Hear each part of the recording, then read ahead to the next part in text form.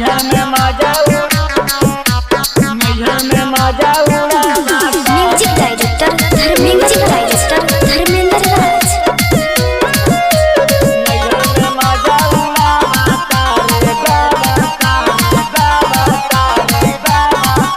Recording by खुशहाली music studio सो।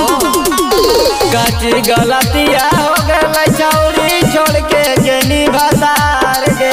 कौची गलतिया हो गई छौरी छोड़ के गईनी भतार गे।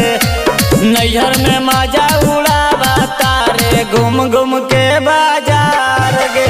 नैहर में मजा उड़ावा तारे घूम घूम के बाजार गे।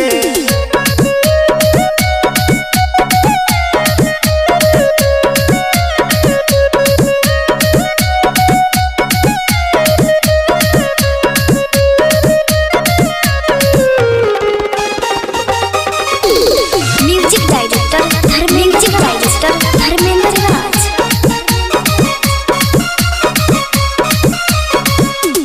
निको न लागे सुनो गे छौरी तोर ससुरार गे। निको न लागे सुनो गे छौरी तोर ससुरार गे। नैहर में मजा उड़ावा तारे घूम घूम के बाजार गे। नैहर में मजा उड़ावा तारे घूम घूम के बाजार गे।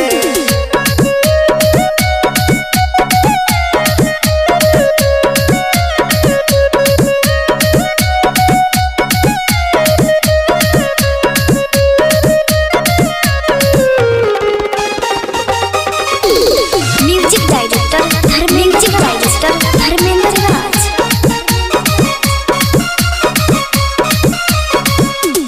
तोरो तो भैलो सुनोगे छौरी यूपी उपेंद्र से प्यार गे। तोरो तो भैलो सुनोगे छौरी यूपी उपेंद्र से प्यार गे। नैहर में मजा उड़ावा तारे घूम घूम के बाजार गे। नैहर में मजा उड़ावा तारे घूम घूम के बाजार गे। कौची गलतिया हो गई छौरी छोड़ के गईनी भतार गे। नैहर में मजा उड़ावा तारे घूम घूम के बाजार गे। नैहर में मजा